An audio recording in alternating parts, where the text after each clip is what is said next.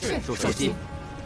那我无论如何都要进入诸神战不幸的火种，若需要火种，弟子定会将仙榜移至功勋营。首席放心。是，宗主。各位首席、长老，上怀首席这个说法，一起晋级，即可连带未上场的弟子。你有些过于自大了。功勋一脉对战的顺序，宗主。都闭嘴！爸爸，是属下考虑不周。是。谁先上场，都不必留活口。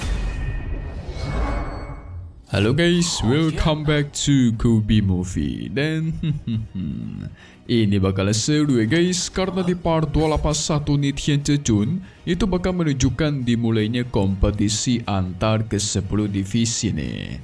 Dan seperti biasa, hanya kita bakal berulah di mana dia menantang semua divisi seorang diri. Nah lo, di sana juga bakal ada ketua sekte Hantai yang marah besar. Kira-kira kenapa dia marah guys? Penasaran kan kalian semua kan? So maka dari itu, kita review sedikit dulu buat part kemarin, kenapa ini semua bisa terjadi. Nah, jadi kemarin, si Tanyan itu kan sudah memurnikan pedang terbang miliknya dengan ke-11 atribut terkuat, sampai-sampai membuat kakek Han Tai Long senang dan memberikan hormat. Barulah setelah itu, dia kembali ke divisi berjasa miliknya bersama dengan Xian Er. Menunggu cukup lama sekitar setengah tahun, akhirnya para murid pun sudah menyelesaikan pengasingan diri mereka. Setelah selesai, Tanyan kembali berkumpul dengan semua murid di tengah lapangan. Nah, dijelaskan guys, kompetisi ke-10 divisi ini sebenarnya mencari para murid yang nantinya akan dikirimkan ke ujian medan perang para dewa yang akan berlangsung setelah kompetisi ini. Dan seperti biasa, kompetisi ini bakal berlangsung antar sekte kuno, yaitu melawan sekte peri abadi dan istana peri jiwa ilahi. Nah, di medan perang dewa kemungkinan ada pedang dewa Tanyin yang lainnya guys, atau bisa jadi petunjuk mendapatkan pedangnya. Gimanakah kelanjutannya? So maka dari itu, kita masuk ke intro ya guys. 功勋一脉算是宗主直属，子认为谭云所言有理。Xian Er ingin tahu, katanya di medan perang dewa ada 3 benda harta suci ya kan? Nah, fungsinya apa tuh harta-hartanya? Kita mulai dari harta yang paling penting, yaitu sumur kuno. Katanya sumur kuno bisa membuat praktisi di alam pemurnian jiwa manapun yang diakui oleh si sumur kuno itu bakal mendapatkan yang namanya warisan harta dewa. Wah, mantap dong dapat warisan harta dewa ya kan? Yang kedua adalah menara dewa penekan iblis. Menara ini bisa menekan musuh sekuat apapun itu. Sangat berguna digunakan untuk musuh yang kuat. Nah, yang ketiga adalah pohon kehidupan. Bisa melahirkan takdir kehidupan, yaitu cairan ilahi kehidupan guys. Dengan cairan ilahi kehidupan ini, bisa membuat penggunanya semakin mudah dan menunda penuaan. Yang Tanyan tahu, 1 tetes cairan ilahi kehidupan aja itu bisa menambah 1000 tahun masa hidup. Sungguh sakti bukan? Tapi Tanyan tidak percaya akan sumur kuno yang bisa mewarisi warisan dewa guys. Menurut dia, mana mungkin dewa-dewa jahat di zaman kuno itu meninggoy lalu memberikan berkat dari sumur kuno yang bisa mewariskan harta tingkat dewa kepada para manusia ya kan? Pasti ada yang tidak beres dan ada tujuan tertentu nih. Sehingga Tanyan merasakan dia harus masuk ke medan perang para dewa apapun yang terjadi. Karena dia pengen tahu guys, apa tujuan sebenarnya para dewa jahat meninggalkan ketiga artefak suci yang katanya begitu sakti. Setelah semua informasi sudah disampaikan, Tanyan dan teman-temannya disuruh untuk kembali beristirahat karena besok sudah bakal dimulai kompetisi ke-10 divisi nih. Mantap. 那我无论如何都要进入诸神战。不幸的火种，若需要火种， Singkat cerita, besoknya sudah tiba. Mereka sampai ke gerbang kompetisi berada. Katanya sih kompetisi ini selalu diadakan di divisi jiwa suci. Soalnya divisi jiwa suci sering memenangkan kompetisi guys. Makanya mereka layak untuk dijadikan sebagai tuan rumah pada kompetisi kali ini. Hanya memastikan kompetisi ini bakal dipindahkan ke divisi berjasa mereka di masa depan guys. Dalam artian dia bakal memenangkan kompetisi ini, anjay. 弟子定会将仙榜移至功勋营。首席放心。 Namun tidak lama dari itu muncullah tetua kedua divisi jiwa suci. Dia memuji si Suping yang menerobos begitu cepat cuma dalam kurun waktu 6 tahunan. Dari tingkat 1 sampai ke tingkat 8 alam jiwa. Wah hebat juga ya. Pasti banyak minum pil tuh katanya. Dia pun membuka gerbang portal menuju ke dalam dan mereka pun dipersilakan masuk. Di satu sisi tetua kedua yakin dalam hatinya terus mengatakan Tan Yun yang sudah menghabisi begitu banyak murid divisi jiwa sucinya itu harus dibuat meninggoy tanpa pemakaman guys. Dia juga tidak sabar melihat kekalahan dari divisi berjasa. Hancur total dan dipermalukan nanti. Begitulah percaya dia. Lihat saja nanti ya guys. Hehe. Singkat cerita, kepala divisi berjasa pun sudah tiba di atas arena dan mereka semua langsung turun ke tempatnya masing-masing. Tan Yun tidak sabar melihat orang-orang yang ingin menghabisi dia guys. Maju kalian semua, akan aku lawan. Hehehe. Kemunculan divisi berjasa juga membuat banyak orang tidak senang. Tidak lama dari itu, ketua sekte Tan Tai pun sudah tiba. Semua orang dipersilakan duduk di posisinya masing-masing, terutama para ketua divisi. 是宗主。各位首席、长老，拜见宗主。 Tidak lupa Suping memperkenalkan Sen Suchen kakaknya guys. Sekarang sudah menjadi tetua tertinggi di divisi berjasanya. Ketua Tan Tai cuma bisa menjawab kalau nasib dari divisi berjasa itu bergantung kepada mereka berdua, jadi jangan mengecewakan ya. Di satu sisi dia juga kaget ya guys.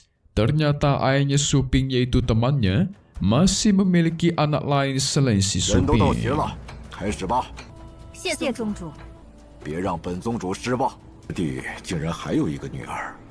Dikarenakan semua orang sudah tiba, maka kompetisi akan dimulai. Nah, kita mulai dulu dari hadiah yang bakal didapatkan. Kalau mendapatkan peringkat teratas alias pertama, bakal diberikan senjata pedang terbang Venerable kelas terbaik.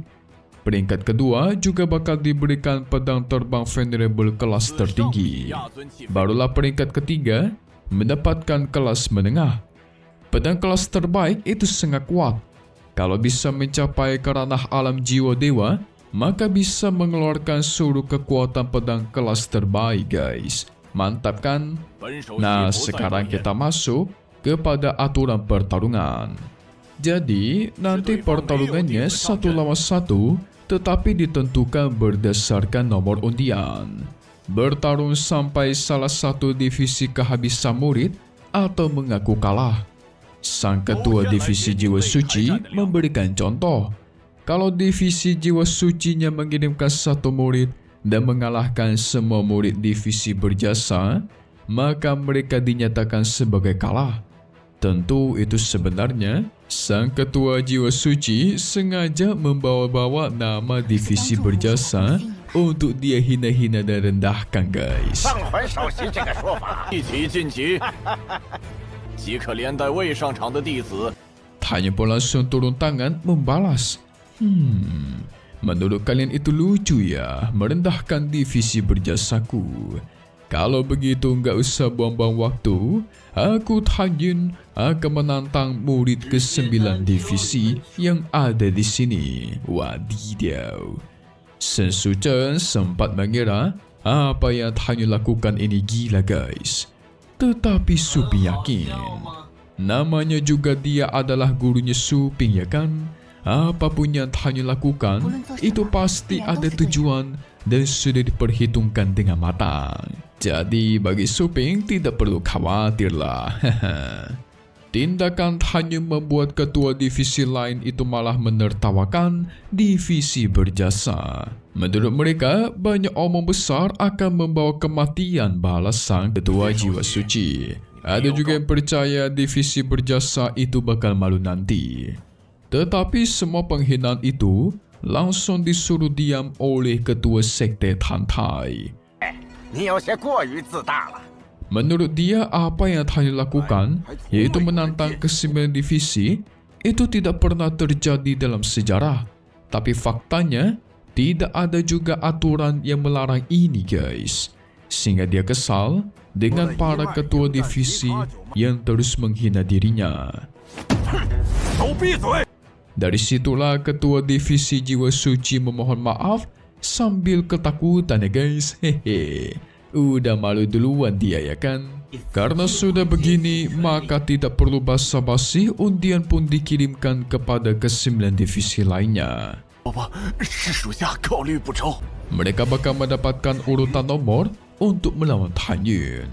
Semuanya disebarkan dan yang pertama adalah pria berbaju biru ini.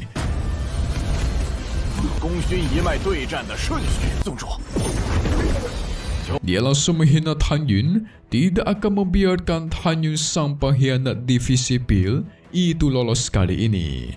Dirinya bakal membalas perbuatan Tan Yun kepada divisi pilnya berkali-kali lipat.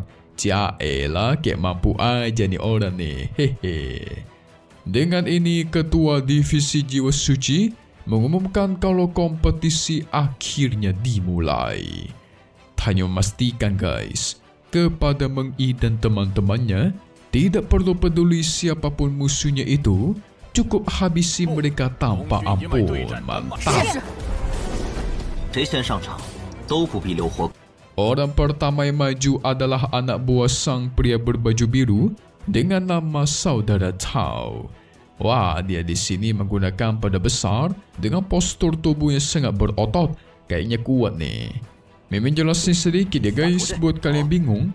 Jadi kelompoknya Tan Yun menantang ke-9 divisi lainnya. Bukan hanya seorang diri ya. Kan kita tahu kelompoknya Tan Yun ada Xian Meng Yi, Xiao, Lo Fan beserta lain-lainnya. Nah, mereka inilah yang akan bertarung melawan para murid lain dari ke-9 divisi. Tapi yang pasti Tan Yun juga akan turun tangan sih. Mungkin jadi yang terakhir bertarung guys. Karena kan dia yang terkuat tuh. Kira-kira siapakah orang yang bakal bertarung duluan melawan musuh ini? Penasaran kalian kan? Langsung saja untuk part 282 Ni Tian Zhejun di hari Senin nanti kita semua bakal melihat. Entah gimana caranya, entah siapa juga musuhnya, si pria berotot Saudara Cao akan dikalahkan. Nah, nanti yang melawan si pria berbaju biru adalah Lo Fan. Dia bertarung tetapi sempat terjebak oleh tekniknya, sempat hanya suruh untuk mundur saja, tetapi Lo Fan balas. Yang namanya murid divisi berjasa, itu tiada kata mundur. Mantap. Setelah itu, Xian akan bertarung melawan sosok pria dari divisi lain. Nah, ini baru mantap nih, sama-sama kuat. Seberapa serukah pertarungan mereka nanti? Seperti biasa, update lagi nanti untuk part 282 episode 303-nya Ni Tian Zhejun yang kalian tunggu-tunggu. Yes, di hari Jumat dan hari Senin ya guys, sore hari atau mungkin siang hari. Seperti biasa, cuma di sini Kobe Movie.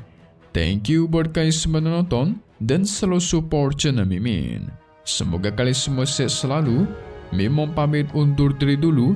Kita bakal ketemu lagi di video-video selanjutnya. Oke, kalau gitu, see you guys.